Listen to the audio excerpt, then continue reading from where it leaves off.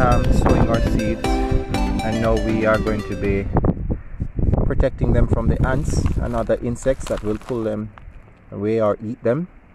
It's actually raining now, so insects are storing food.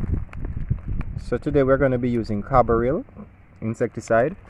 We normally mix this. Well, we have mixed it, diluted it in water before, but we realize that it works better being applied in its powdery form, and this is how we apply it.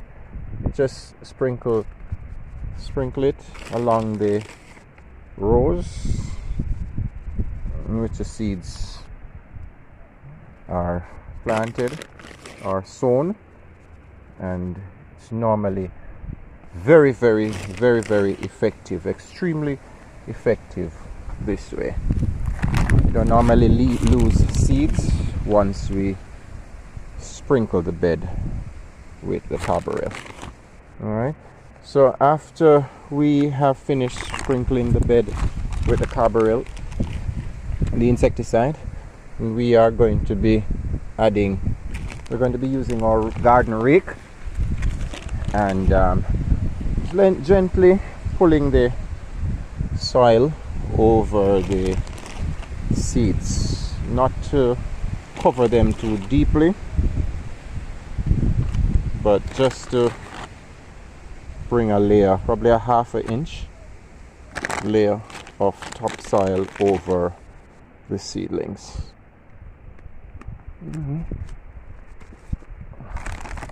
So that's what the bed looks like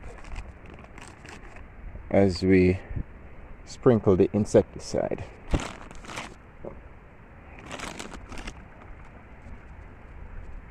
Yeah, we normally call it ants powder. We're actually, the main insect that we're protecting it from now is ants. We have sown seeds in the past without using the insecticides, only to realize that none of the seeds germinated inside the beds, but in particular sections of the farm all the seeds are gathered, and a lot of them actually germinate there. So we started using the insecticides just to protect the beds, or protect the seeds, from being eaten by ants. I promise you, no ants will be coming in this bed anytime soon, or at least no time before the seeds are germinated. These seeds, it's not very sunny now, it's a bit rainy and overcast, it's a bit cold, even though we are at the beginning of spring, still getting a lot of rain. So the seeds might take a little longer to germinate.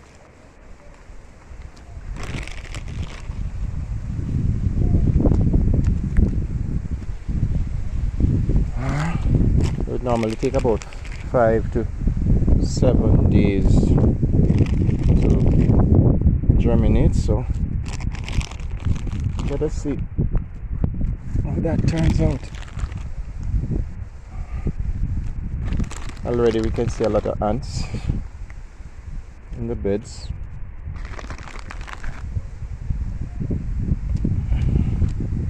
But I'm sure by the time we're finished adding this all along the bed, then they will start disappearing. When I say disappearing, I mean they'll start running for cover. It's probably a heavy application of the insecticide, but prefer to be safe than sorry.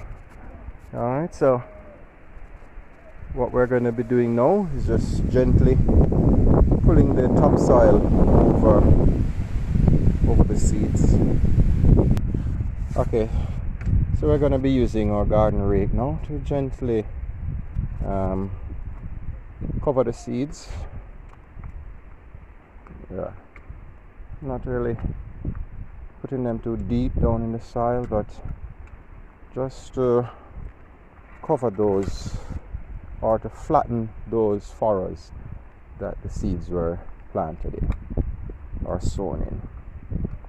Alright, so not really anything heavy. It's raining now, so we don't really need to water these seeds. We've been getting a lot of rain for the past couple of days. We're really giving thanks. Not very good for the Scotch Bonnet or the sweet peppers, but God knows what is best. So we just work with him and not try to work against him.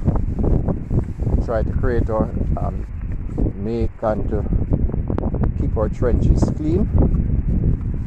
Take off the excess amount of water from off the roots of the plants, but even with our best efforts, a heavy shower of rain and trenches become full, because we're actually on the hillside, as we always say. The trenches become full and seeds and plants are destroyed, but who are we to complain? That's farming. Huh? We try again. And today we are going to be showing you how we sow our Scotch Bonnet seeds in our beds. As we said in our earlier video, we do not have an operational nursery as yet. Working on it, but we are not there as yet. So we have to be doing it the traditional way of spreading our beds. We showed you in an earlier video how we actually prepare our beds for sowing our seeds. So the beds were actually prepared and the seeds were extracted from fruits, Scotch Bonnet fruits that we harvested, our first harvest from our Scotch Bonnet farm. We scratched the seed, removed the seeds from the fruits and took them through the drying process. They are now ready for sowing. So just to demonstrate to you, we will have to treat these, because remember our seeds are not treated, so we'll have to treat them as soon as we are finished planting. There are a lot of ants in the beds, so they will actually pull the seeds for food, so we will have to protect the seeds from that as soon as we are finished sowing these seeds. Alright, so what we actually do is, in order to not have them too clustered, we just use a piece of stick and probably about 2 or 3 inches from our last row, we just make another row or furrow. Let me see if you can see that clearly. Alright, so we're just using a piece of stick here. You probably will be able to find something better, and this is really in an effort to get the seeds separated and not clustered with the other row. So this is what our seeds look like. Remember, we actually manually extracted these seeds, so that's what they look like. Nice, fresh and pretty, only about a week old, so they are fresh. And then now we manually sprinkle the seeds along the furrow or the row that we just created. Alright, so there you go. So there are the seeds. There are the seeds. Yeah, there they go. There they are. Alright. Alright. And so we do that for the entire row. We do that for the entire row until we are finished. Alright, just pull the stick along the row.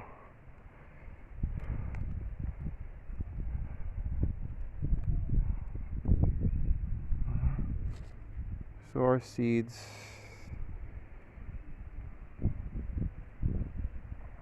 along the row.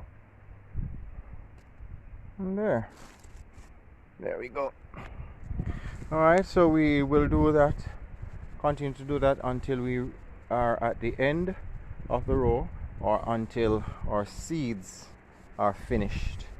So as these germinate, we will continue to give you updates. As soon as we're finished, we're going to show you how finished sowing the seeds. We'll share with you how we protect the seeds from the ants.